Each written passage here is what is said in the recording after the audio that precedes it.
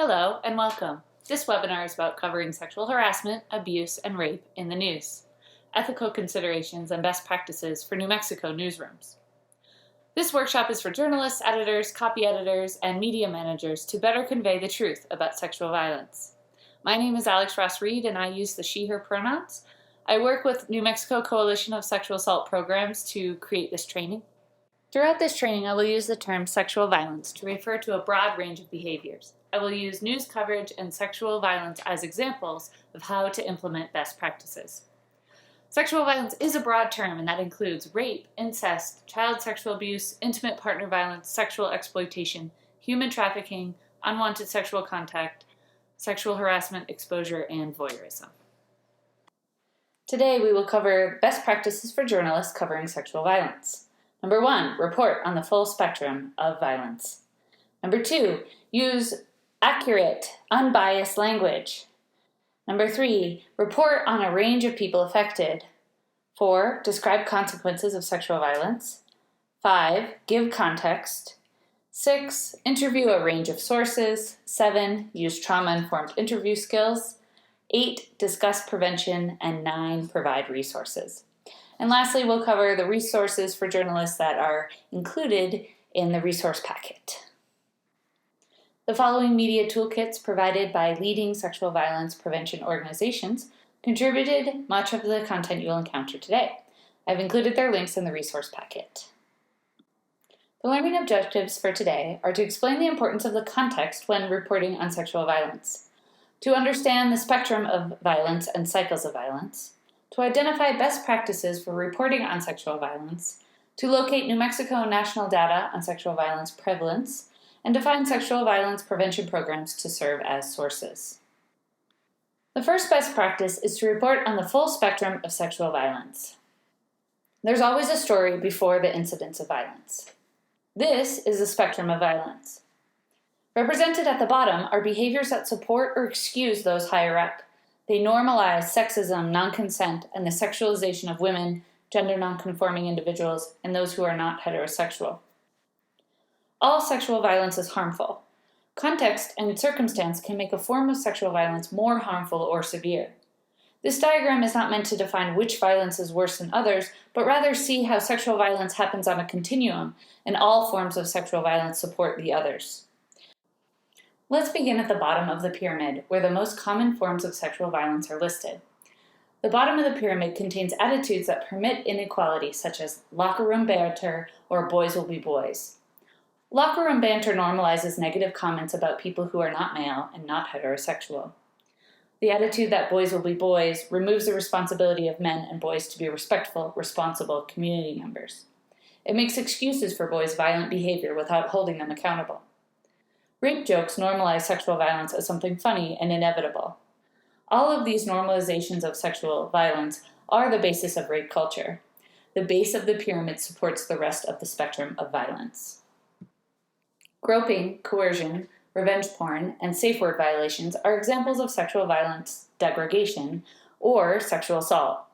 This type of sexual violence often has more severe harm to the survivor than the actions described previously, so it's represented higher on the spectrum of violence. These degrading actions were possible because the lower forms of degradation were unaddressed by the community.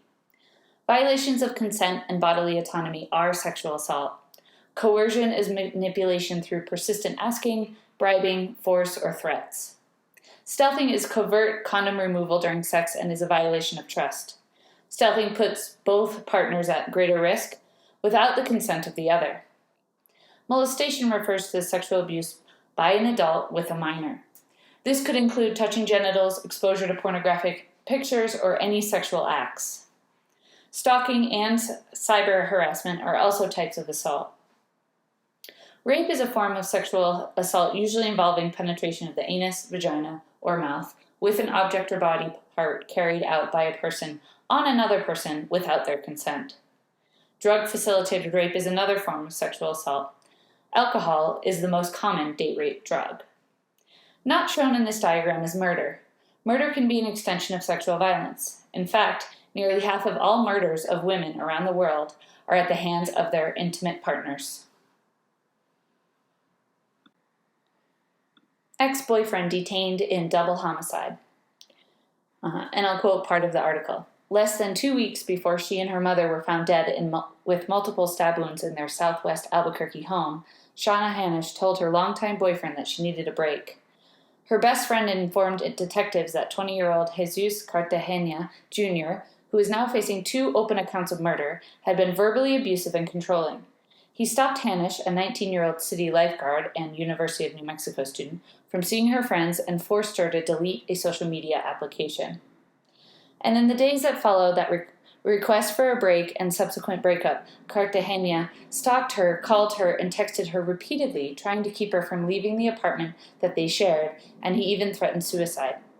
According to a criminal complaint, the two had been together for about 5 years. So the authors describe Cartagena's behavior as verbally abusive and controlling, and then went on to cite specific behaviors. This helps the readers understand how the violence escalates. It would also be helpful for the readers to understand the cycles of violence within an intimate partner situation. This last article did a great job outlining the specifics of intimate partner violence. The article reads, Cartagena met Laura Hanisch for breakfast the next morning, where he was inconsolable. End quote. It might leave readers with questions about why didn't she just leave him? This behavior is the remorse phase and can be explained with the cycle of violence. The cycle of violence begins at the top left with the build-up phase. One partner increases tension by restricting the movement and autonomy of the other. There are many fights and arguments in this phase that build into a standover phase. Here the survivor feels fear of their partner. The phase builds up to the explosion phase. This can be physical or emotional outbursts that harm the other partner. The explosion phase is quickly followed by the remorse phase. The remorse phase is when a person who has caused harm tries to minimize or justify their actions. You made me do it, followed by guilt, I'm terrible and should die, which leads to promises and change. And this is called the pursuit phase. If the other person has left or moved out, the pursuit phase is when the perpetrator tries to get them to come back. This is followed by the honeymoon phase, and that is when everything seems fine and there's a temporary peace, but that doesn't last long. The tensions build up and lead back to the first phase. This cycle of violence can go through all phases in one day or over a period of weeks or months. This is how people who are rational, confident, self-assured get pulled into a disorienting and scary relationship. The cycle of violence breaks down a person's self-esteem. It destabilizes their emotions and cuts them off from their family and friends. Sexual violence prevention specialists or sexual assault service providers can be great sources for this type of explanation. Service providers can tell you how that plays out in the clients they serve. They can also describe the warning signs and resources for people who find this pattern in their own lives. The second best practice is to use accurate, unbiased language when reporting on sexual violence. I'll now go through some problematic words when reporting on sexual violence with alternative suggestions and reasoning. Excessive use of alleged sows doubt in the reader's mind about the reliability of the survivor of sexual assault. I encourage you to seek legal advice on when you are required to use this term. Do not assume it's with all cases. Instead, use a more neutral term such as according to or reports. Instead of the alleged victim claims, consider framing the police report states person 1 sexually assaulted person 2. This places the reliability on the police report and not the victim. When criminal charges are made, keep the subject of the sentence the perpetrator. Person 1 who has been charged with sexual assault of person 2, or person 1 who is charged in relation to person 2. This keeps the focus of the sentence on the perpetrator and crime and not the survivor and their reliability. Avoid using the term sex scandal when referring to an instance of sexual violence. It removes the distinction between a normal consensual act and violence and a potential crime. It diminishes the crime and it sensationalizes it. Simply say the person has been accused of sexual harassment or sexual assault or rape. Calling a sexual harassment case a scandal really implies that both parties are at fault or should be embarrassed or ashamed.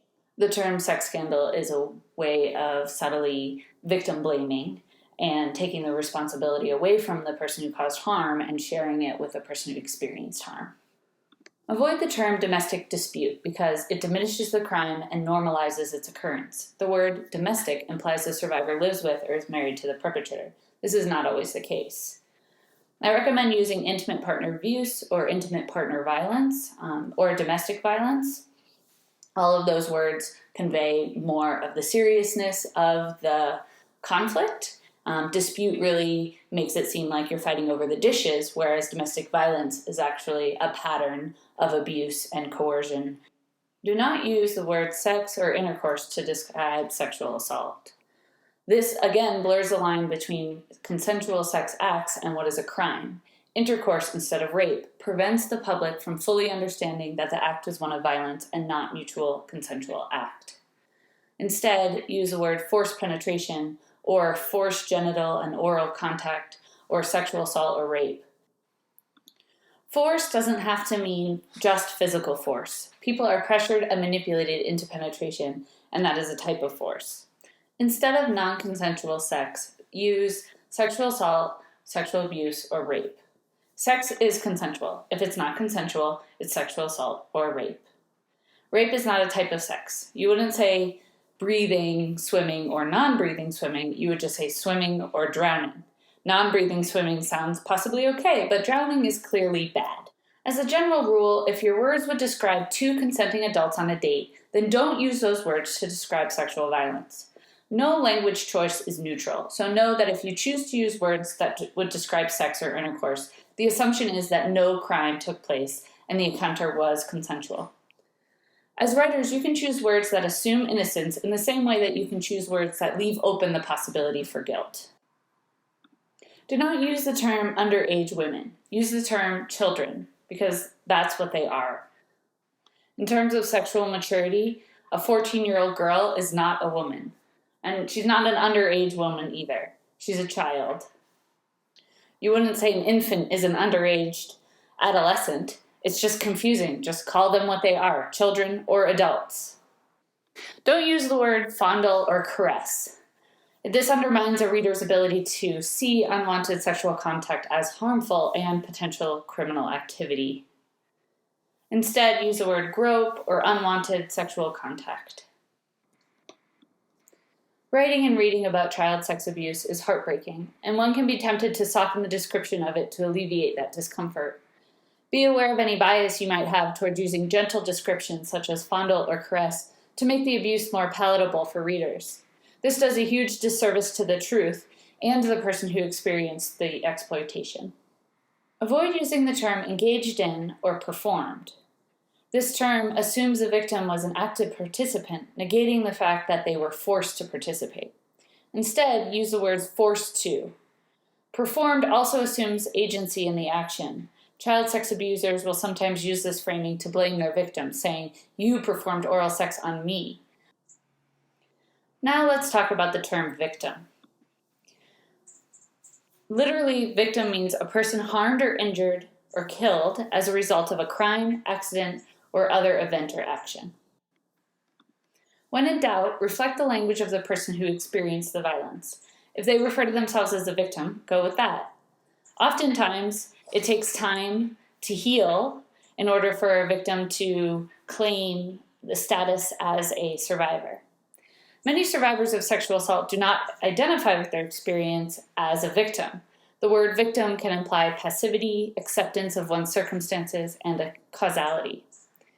In the prevention and sexual assault fields, we use the term survivor because it focuses on the agency and growth that is possible after the assault.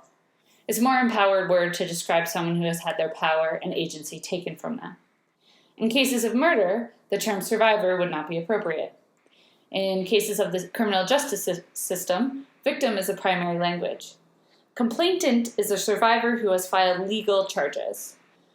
Others may prefer a person who has been subjected to sexual assault or a person who has survived sexual assault because it doesn't define the individual solely in relation to an experience of sexual violence. So keep these options in mind as you write about people who've experienced violence. Instead of victim confesses or victim admits, use survivor shares or tells. Both admits and confesses implies responsibility and shame on the part of the victim and does not hold the perpetrator responsible. Shares or tells is more neutral language to describe the person recounting their experience. Instead of saying accuser, consider using alleged victim if the perpetrator is convicted, or survivor. Referring to a victim as an accuser means they are no longer the victim of the attack. The perpetrator is transformed from the alleged perpetrator of sexual violence to the actual victim of their accusation. The victim becomes portrayed as the one doing something to the perpetrator. In other words, the victim is now the perpetrator of the accusation. Another problematic word is affair. Much like sex scandal, when referring to a relationship with a power imbalance, such as a teacher-student or boss-employee, by using the word affair implies a consent on part of both parties. One party always has unequal power over the other. So even if they don't exercise that power, the potential to control the other is always present. Sometimes the disadvantaged person feels pressured into the relationship. The term affair diminishes the crime and sensationalizes the relationship as taboo. Instead of the teacher has an affair with a student, a reporter could write, a teacher sexually abused a student.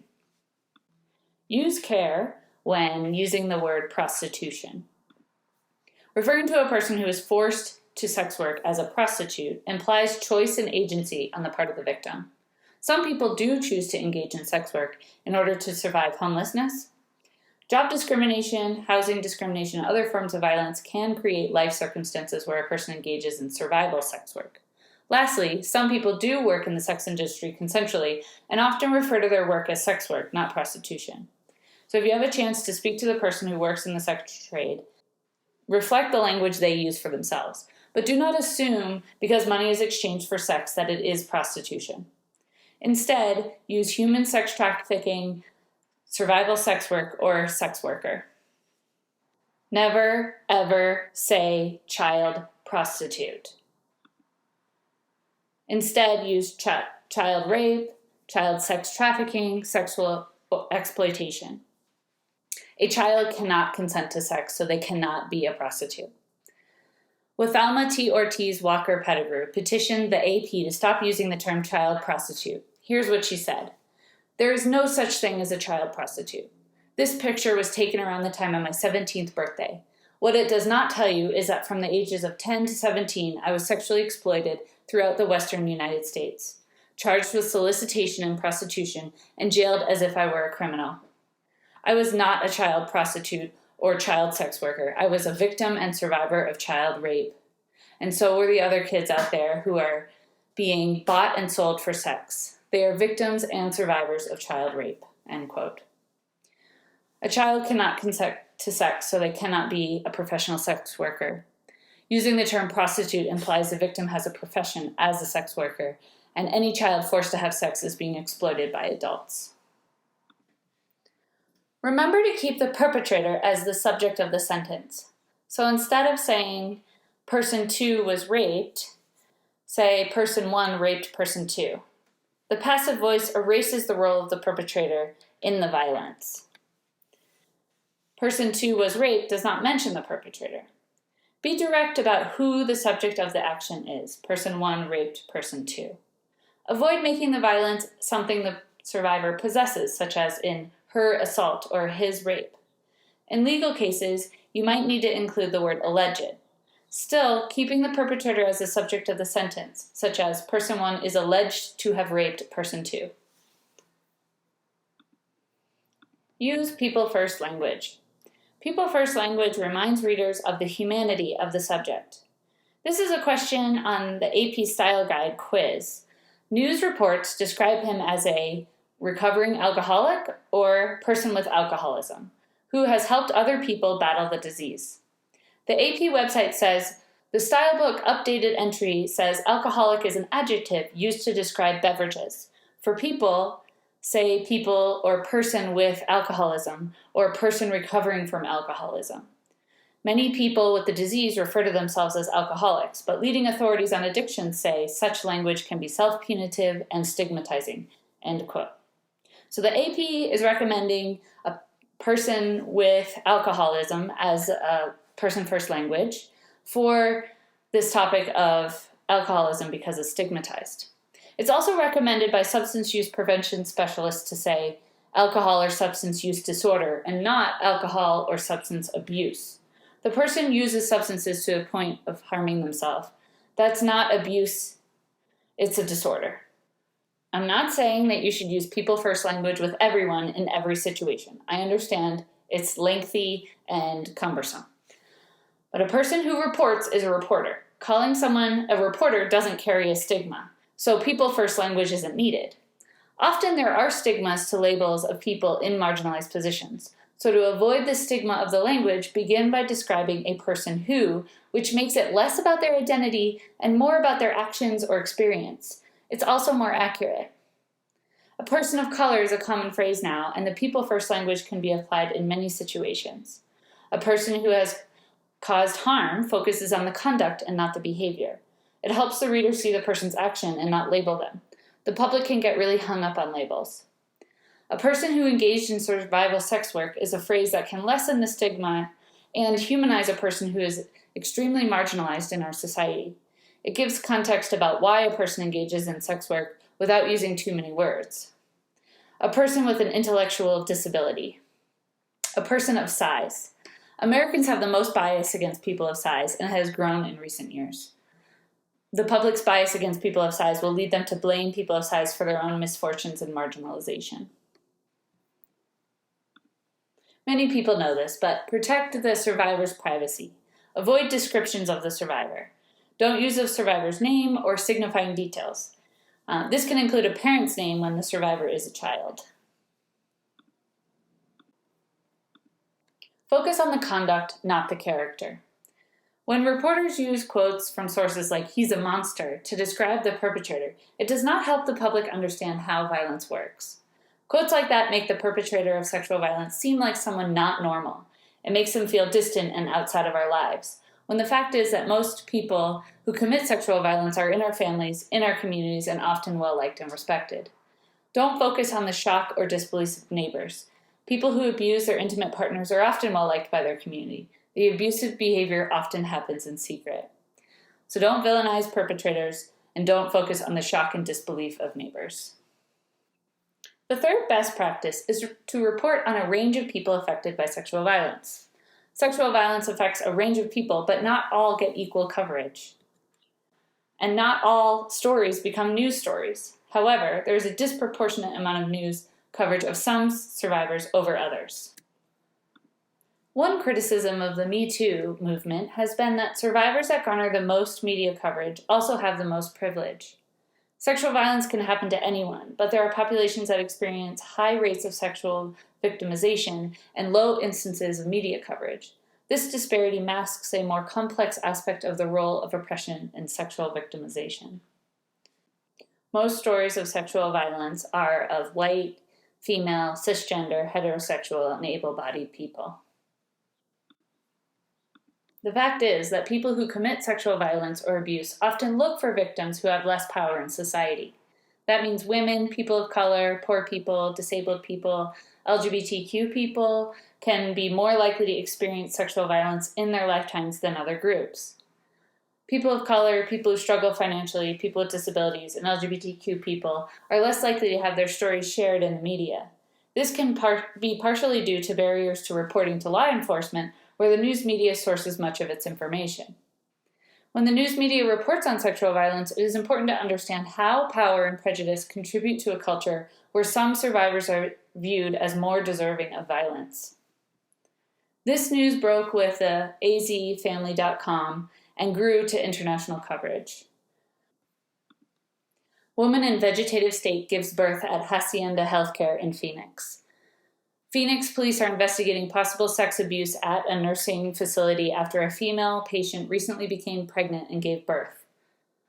This article represents a case of a person with a disability as the survivor of rape. Due to the extreme nature of the consequences of the rape, pregnancy, and birth, the story afforded a person who is unable to speak for herself to have her story shared. How can we have more stories of people with disabilities shared? What can journalists do to find and elevate stories of people who are disproportionately affected by sexual exploitation? The reporters of this story included some context for why people who receive high levels of care are targeted for abuse. And I quote, "Many sexual assault perpetrators are actually looking for situations where people are in isolated or vulnerable positions, and because most perpetrators are not reported to police or their cases don't actually move forward. We don't always know if someone has a history of engaging in sexual harm against people." Reporting on a range of people affected by sexual violence includes reporting on the disparities of sexual violence. Also included in this article was a population-level statistic. The Arizona Coalition to End Sexual and Domestic Violence spokesperson also explained that people living with disabilities are 3 times more at risk of sexual violence than people without disabilities. Populations that experience high rates of victimization also face barriers to access resources, reporting to law enforcement, and sharing their stories in the media. The media should be aware of the factors limiting representation and inequalities perpetuating this violence. Effort can be made to share a variety of stories of sexual violence from a variety of population groups. These populations are targeted to sexual violence. Sexual violence is about power and control. It's not about sex. This article was published in the Sacramento Bee. 9 months of solitary followed California prison rape complaint, lawsuit alleges. A transgender California prisoner alleges in a new legal complaint that she spent 9 months in solitary confinement after reporting that a cellmate had raped her, exacerbating her distress after the attack. "I am not alone in this struggle," Crowler, 33, said in written remarks that her attorney released. "Transgender prisoners are systematically abused behind prison walls." When covering stories about transgender people, it's important to shed light on the lived reality of transgender people. Consider the high rates of housing and employment discrimination aimed at people who are transgender. Consider the extremely high rates of violence perpetuated against transgender people by police and the public. People without shelter, resources, and protection sometimes resort to survival sex work, which is both criminalized and dangerous. Transgender people are also resilient and brave. Candace Crowler came forward with a lawsuit working towards justice for transgender inmates in the whole correction system. There are beautiful and healing aspects to transgender lives that should also be recognized within these stories of violence. If applicable, be sure to include details about the survivor's personal and communal strength. Sexual violence is one piece of intersectional oppression. Another group of people disproportionately impacted by intimate partner violence are bisexuals. 61% of bisexual women have experienced rape, physical violence, and/or stalking by an intimate partner in their lifetime. Compare that to 35% of straight women. That's almost double. Bisexual men also experience higher rates of intimate partner violence, 37.3%, than gay, 26%, or straight men, 29%. However, bisexual stories are erased when they are assumed straight, when their partner has a different gender, or assumed lesbian or gay when their partner has a similar gender. Recent data shows a staggering disparity. And where are the stories of bisexuals? What are the stories being told about bisexuals that exclude this identity? How can we understand and address this disparity when we have so few stories of bisexuals? And the fourth best practice is to describe consequences of sexual violence. Many news reports cover the physical harm of the sexual assault, but there are many more long-term health impacts to the body and mind. For survivors of sexual assault, immediate physical harm such as bruising or contracting sexually transmitted diseases. Survivors can also have chronic gynecological, gastrointestinal, cardiovascular, and sexual health problems. Survivors can experience depression, anxiety, suicidal thoughts, and PTSD. Survivors can experience strained relationships with their family, friends, and intimate partners. And the trauma of sexual assault can impact a person's ability to go to work, to perform at work, and in turn affect their financial security. This story is out of Hobbs, New Mexico, and it made national news last year, and the coverage of it was limited to the facts of the lawsuit. The story included this detail about the psychological toll of sexual assault on a young soccer player. Lawsuit: New Mexico soccer player raped by team members. The lawsuit said that 13-year-old rape victim became withdrawn, irritated, and lost his desire to play soccer. Sexual violence impacts many people. Those most impacted by sexual violence are at the center of this diagram, the survivor. Those who witness the event, such as children who experience secondary trauma by witnessing violence, has similar health outcomes to experiencing violence directly.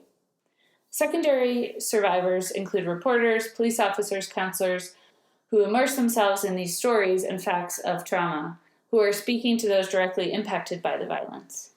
In sexual assault services, it is best to practice to create support for processing secondary trauma.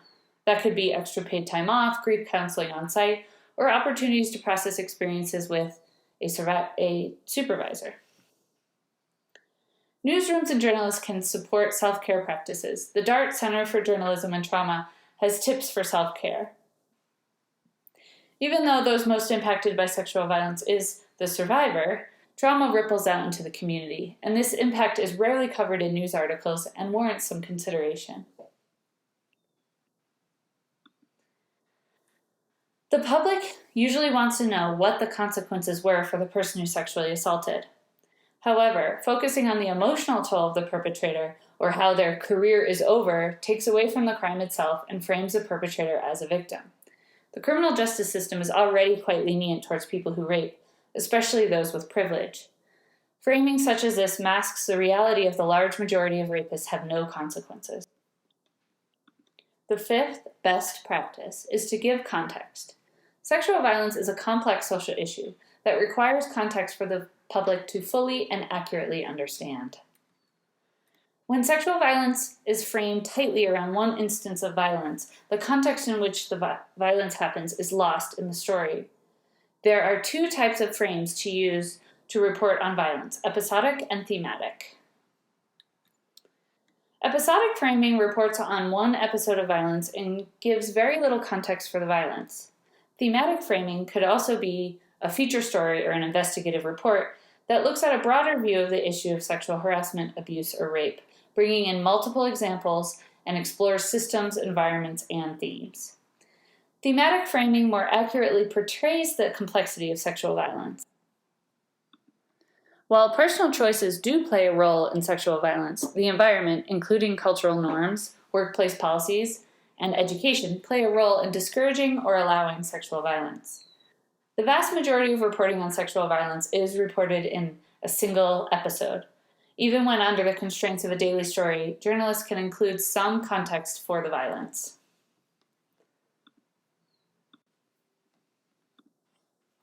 Survivors speak. Sexual assault survivors share why they spoke when they did.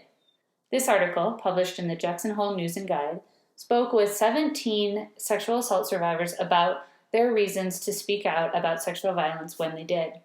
The story included images of women's handwriting about the assaults and data exploring the questions. Why did they wait to speak out? What was the role of trauma in memory recall? Why didn't they report? What happened when other survivors started to speak out? This is a great example of a thematic frame.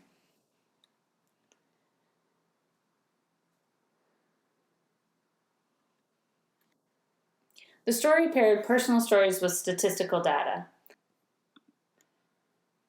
The article let the stories of survivors drive the narrative and show the impact of environmental factors on their internalized shame and reluctance to tell their story.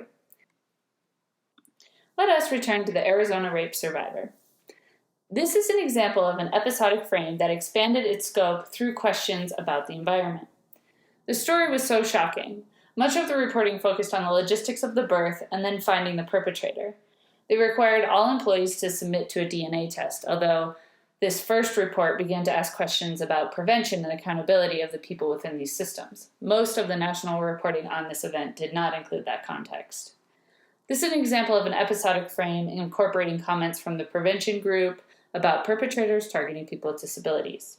The reporter also investigated environments such as regulatory systems and ratings of the facility. It is better to include multiple stories of victimization, which would allow for a more thematic frame and complex understanding of the problem of sexual violence. When that option is not available, adding context and asking questions of accountability within systems and environments helps the public understand how violence is condoned. So where can you find data? Well, you can find data about prevalence and prevention in New Mexico at the Department of Health Office of Injury Prevention and the Center for Disease Control. Has national data, has violence prevention section, which has lots of information, and also the National Sexual Violence Resource Center. All of these links will be included in the resource packet that is associated with this training. Another aspect of providing context is to educate on how violence works. This diagram, which we discussed earlier, represents a cycle of violence that happens in intimate partner abuse.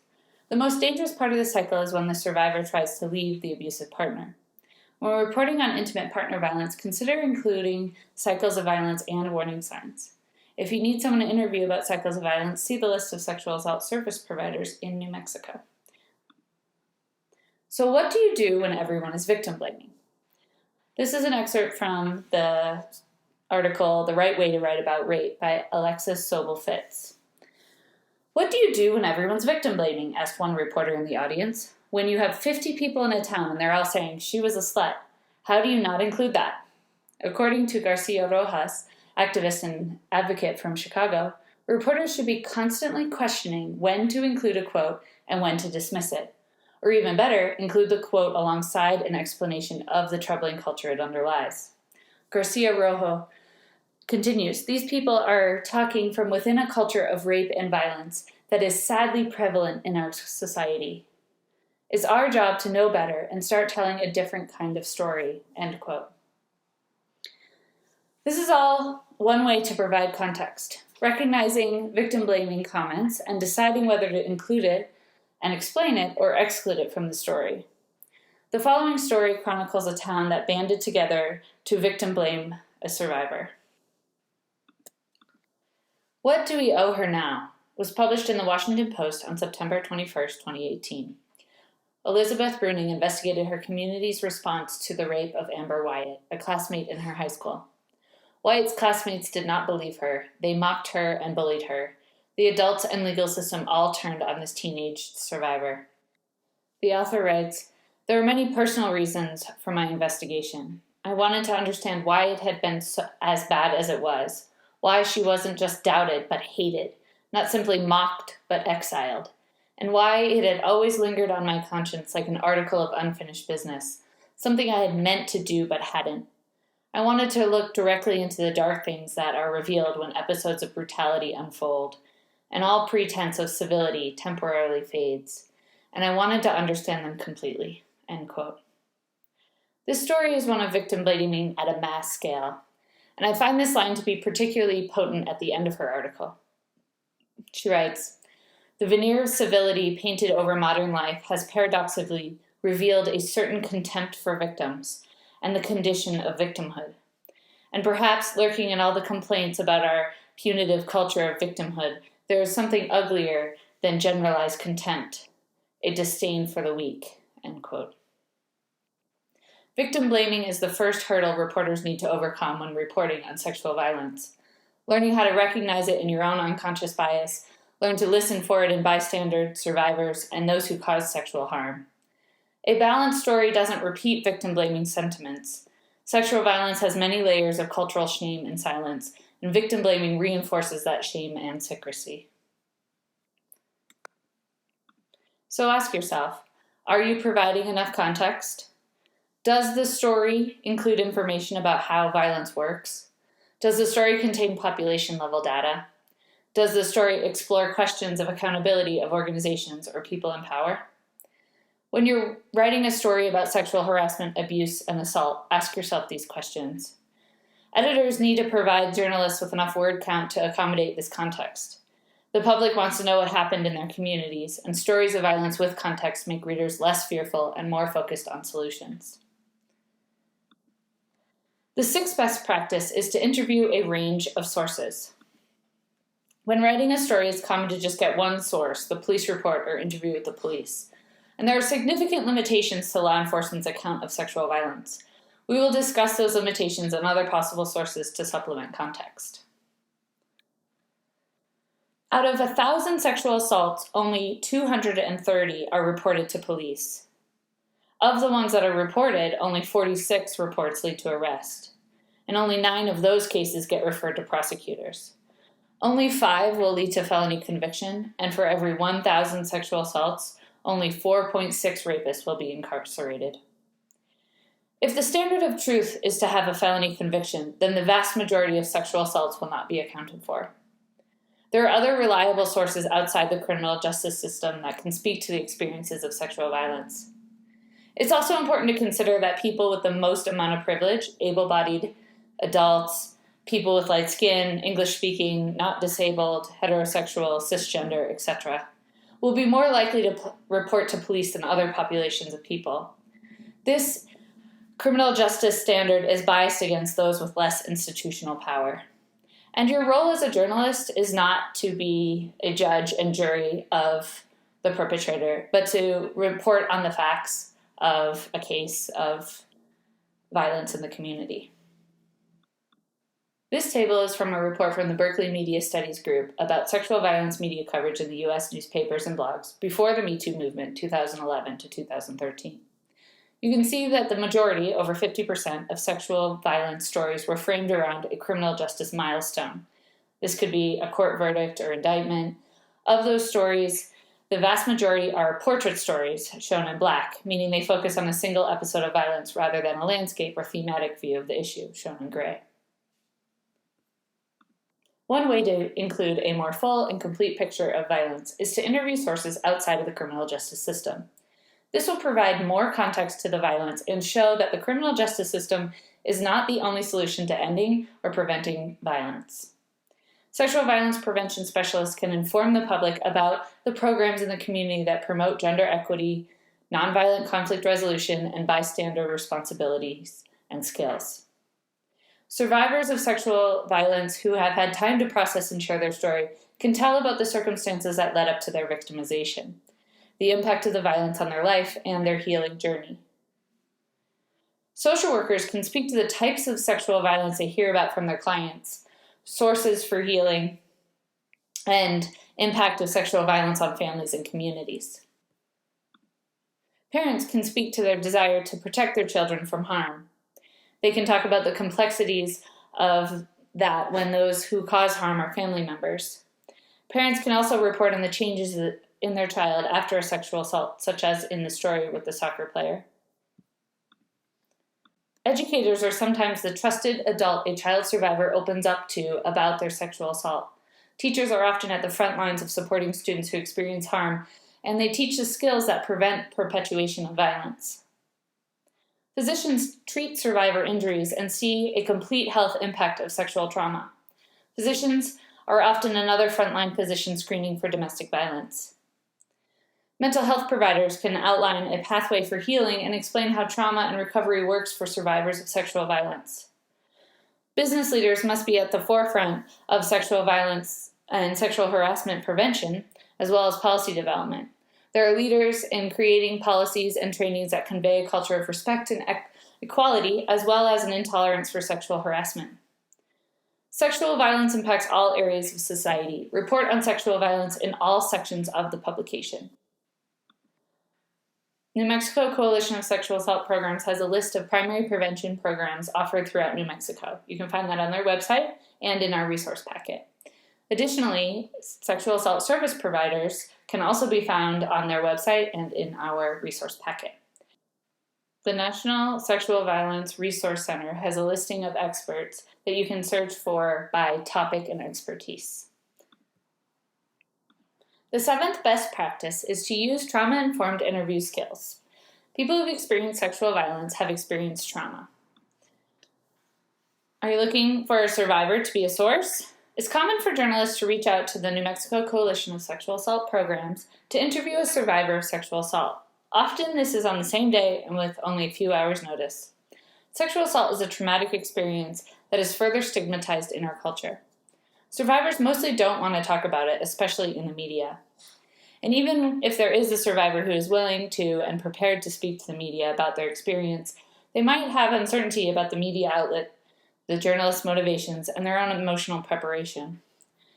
So as a journalist, you can start by building relationships with sexual assault programs in your community. Discuss the possibility of doing a feature and what that might look like.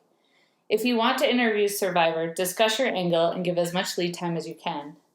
Giving folks time to prepare allows them to address any questions or concerns they have about the story and prepare emotionally. Sometimes survivors want to share their story and would like to find a reporter and a news outlet with sensitivity and education around the issue of sexual violence.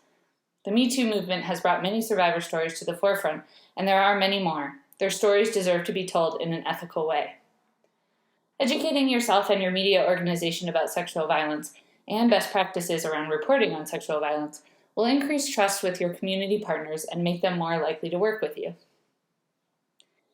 Educate yourself about trauma-informed interviewing and reduce the chance of harming the survivor as you interview them, and respectfully represent their experiences. Lastly, create a list of people that can serve as sources in your stories. These people could be survivor advocates, counselors, sexual violence prevention specialists, researchers that can speak about sexual violence as an expert. Reach out to these sources to develop a relationship before you need them for a story. Preparation for an interview with a survivor is very important. Are there other written accounts of the event? If you have a police report that the survivor told their story, you can draw details from that without asking the survivor to give the complete story all over again. It can be re-traumatizing to tell a sexual assault experience in detail. The radio news story Buried Alive is an excellent example of this strategy. We will discuss this example at the end of the training. Would your story compromise the safety of the survivor? Consider this before including details that might identify the survivor, such as the victim was the wife of the perpetrator, and then go on to name the perpetrator. Are you educated on the impact of trauma on the survivor's memory or concept of time? Traumatic events can change a person's perception of time that has lapsed. Often survivors' memory is fragmented and non-linear. DART Center on Journalism and Trauma has a practical guide for interviewing trauma victims. The link is included in the resource packet. When asking for an interview, first identify yourself as a reporter. Acknowledge the survivor's experience with, "I'm so sorry for what has happened to you," or "I'm so sorry for your loss." Be honest about your story angle. You can give them a reason to talk to you. The community wants to know how you're doing, but don't pressure them into talking with you. Tell them how much time you need. Give your business card and offer to talk at a later time. Often survivors of recent trauma haven't processed their experience yet and might still be in shock. Respect their right to say no. And if they do say no, ask for an alternative spokesperson. Many times reporters will talk to neighbors or community members that didn't know the survivor or perpetrator very well.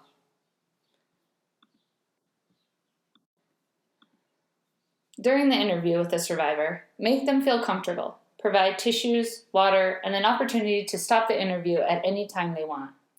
If you are conducting a TV interview, offer them a comb and a mirror. Give permission to stop or pause the interview at any time for any reason. Ask permission to record. Explain what off the record means and give them the power to turn off the recorder if they want to tell you something and not include it in the story. Avoid leading questions. Trauma is very destabilizing. You want them to report the facts and not lead them to certain answers. Avoid questions that imply blame or begin with a why. Why questions subtly victim blame. They can make the people defensive or close down. Ask their pronouns, such as she, he, or they, and preferences for terms survivor or victim.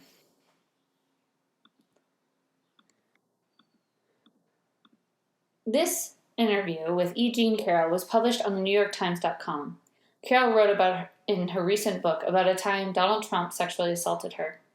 The reporter asked the interviewee a why question, which implies victim blaming. The reporter then included the self-punitive quotes from the survivor without contextualizing the culture of victim blaming. This is an example of what happens when reporters ask survivors a question that begins with a why. The reporter asked, "In the book, you write that you and Trump recognized each other at Bergdorf's, talked playfully about the gift he might buy for a woman, and ended up in the lingerie department. challenging each other to try on a lilac bodysuit. It was there you claim he pushed you against the wall, pulled down your tights, and put his penis inside of you. But why would you go into a dressing room with him in the first place?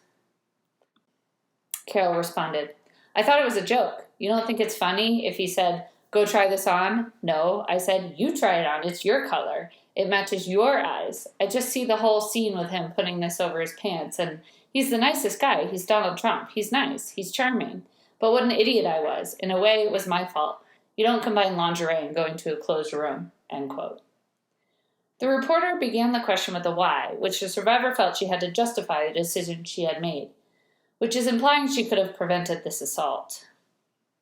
It's clear Carol has internalized a lifetime of victim blaming. She will still not use the word rape to describe what happened to her, even though her description matches the legal definition of rape. The New York Times podcast The Daily did explore this with Carol, asking why she chooses not to use the word rape when it is within the definition. She says, I get to choose the word. She associates victimhood with, quote, taking it, and does not see herself in that way because she fought back. It's never a survivor's fault for being sexually assaulted. The news media doesn't make a habit of victim blaming in other types of crimes, such as robbery. Victim blaming is a specific problem in our culture that excuses sexual assault by scapegoating survivors. Many times after an assault, a survivor will look at all the minute decisions they made leading up to the assault to imagine a different set of choices that might have avoided the rape. The train of thought is a way of trying to reclaim power and agency when that was taken away from them in that moment. If Carol believes she actually did have control enough to stop it from happening, if only she had made other decisions, she wouldn't have to face the fact that she was victimized. Her bodily autonomy was violated, and there was nothing she could do about it. She even stressed how hard she fought back Trump. She stomped on his feet. She hit him with her purse. At first, she called it a fight, not a rape. No one wants to be a victim. Seeing oneself as a victim is painful, to first acknowledge the harm and then the added cultural blame placed on sexual assault survivors. Journalists can and should be cautious in provoking a survivor to victim blame. Asking a person to defend themselves against a victim-blaming statement, such as, the public would like to know why you would go into the dressing room with him in the first place, is a form of victim blaming. First of all, the title doesn't mention the perpetrator at all, and it makes the assault something Carol possesses. Next, instead of asking the why question, I would ask her, what happened in the moments leading up to the fight? She refers to the incident as a fight, so I'm mirroring her language. So let's just say she gives the same answer as before. And I would follow up with, describe the moment when the situation shifted. How were you feeling, and what did you do? And when I edited the interview later to condense it, I would have two options. One, take out the self-victim-blaming statements. Mostly journalists wouldn't include victim-blaming statements in reports about theft or robbery. So it would be irrelevant and unprovable to discuss what could have happened if the victim had made different choices. My other option is to leave the victim-blaming statement and provide context. Here are questions to ask survivors in an interview. What do you think is important for people to know? How has this experience impacted you? What services, resources, or people helped you in your healing? What were the barriers to you coming forward? What would make it safer for survivors to come forward? What are your hopes for the future? Is there anything else you'd like to add?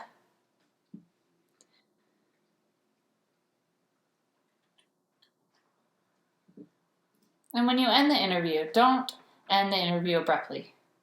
You've just asked them to be vulnerable with you. Be respectful and gracious when you end the interview. Thank the survivor. Offer to show the story to the survivor before it goes to print.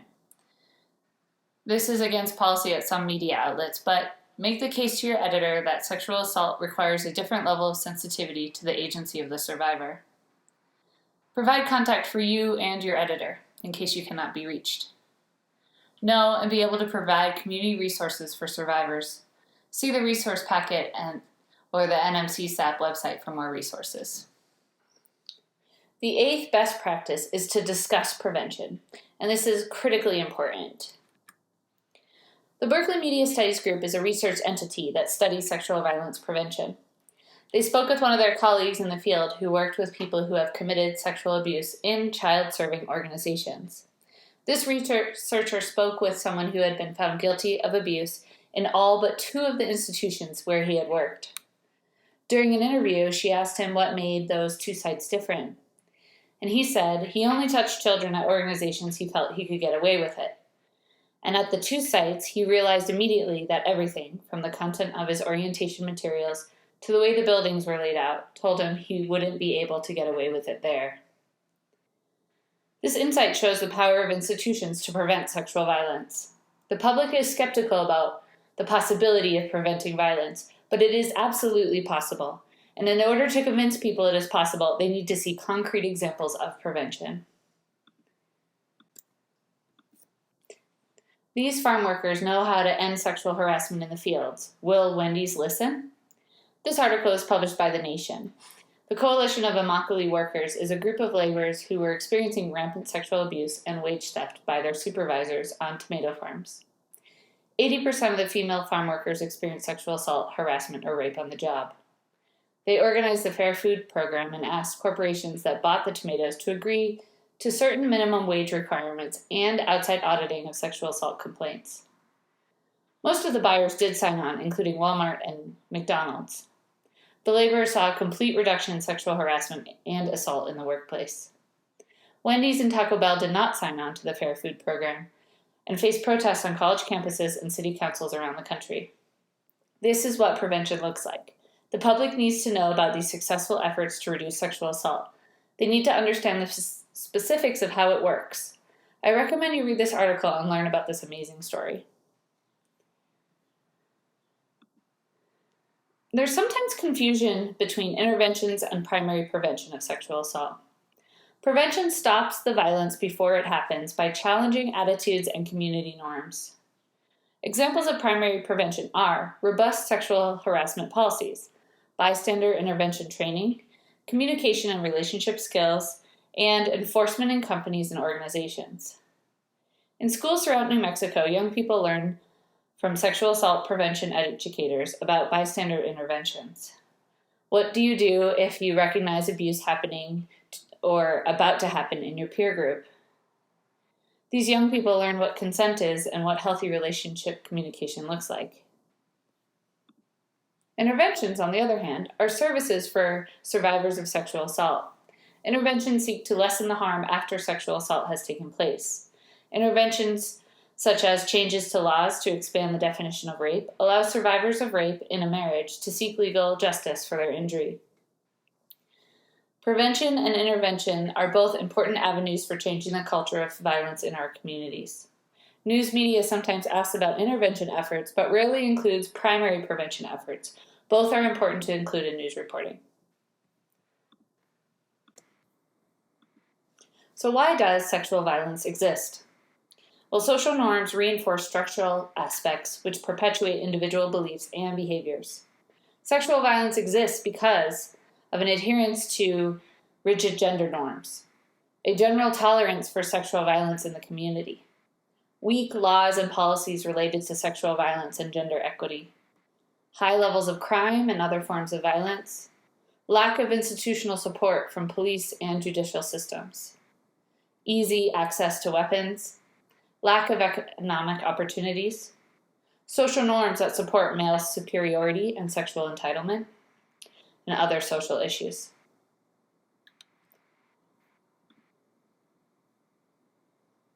And what protects communities from sexual violence? When these factors are present in a community, there tends to be less sexual violence. Community connectedness or lack of disorder, gender equity, economic stability, parental use of reasoning to resolve family conflict, emotional health and connectedness, academic achievement, empathy and concern for how one's actions affect others.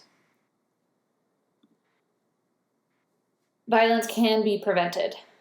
We must really believe this and show the public how it is being prevented. And lastly, the 9th best practice for reporting on sexual violence is to provide resources to the public. This could be done in the form of a shirt tail. Survivors of sexual violence are reading your news articles and can be triggered by the content. Triggering is when a person feels anxious or overwhelmed by memories or feelings related to their trauma experiences. It's helpful to provide readers with resources in the form of a shirt tail at the conclusion of an article. These warning signs could be included in the reporting as facts, or could be incorporated into an interview with a sexual assault service provider. Since intimate partner violence is common, these warning signs could help many people who connect to valuable resources that they may not have even known existed. So these 9 recommendations were put to use in the Latino USA and Rewire story called Buried Alive. You can find it on the NPR website or the Rewire News.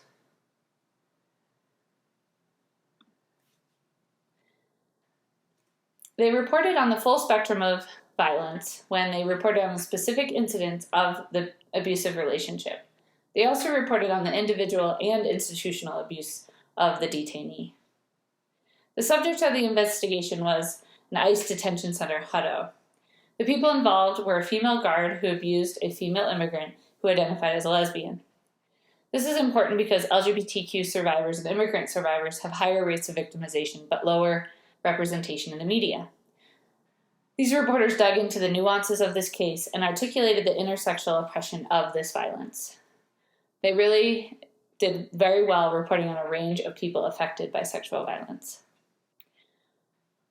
They also described the consequences of sexual violence. The reporters described their interview with Monterosa, including her feelings and reactions to remembering her story. This showed how the sexual violence continues to impact her. They did a great job giving context. They explained and explored the power differentials between a guard and a detainee, as well as between a citizen and an immigrant. They explained how consent was not possible between 2 individuals where one has significant power over the other. The reporters tried to interview the guard involved, but she refused. They interviewed a range of sources for the investigation, including researchers, friends of the survivors, and others. And number 6, the using trauma-informed interview skills. The reporters respected the survivor's desire not to discuss the details of the abuse.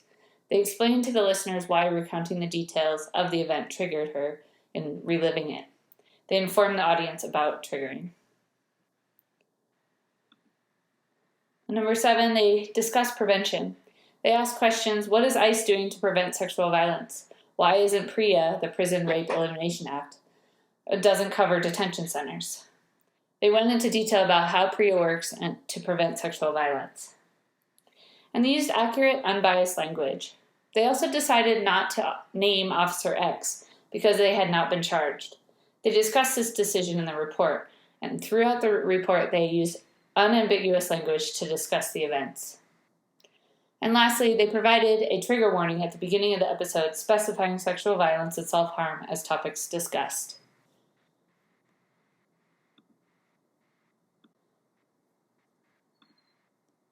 The public fundamentally misunderstands sexual violence. As journalists, you have the power to correct these misunderstandings by reporting accurately and comprehensively about all forms of sexual harassment, abuse, and rape.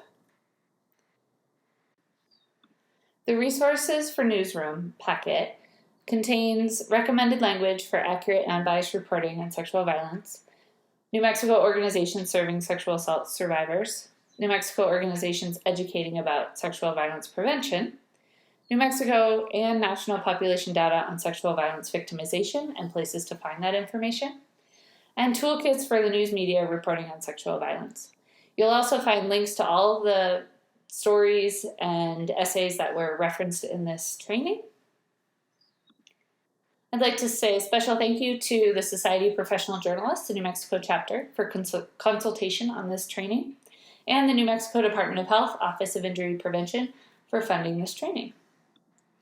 You can contact me, Alex Ross Reed, she, her, hers, working with the New Mexico Coalition of Sexual Assault Programs. Thank you so much.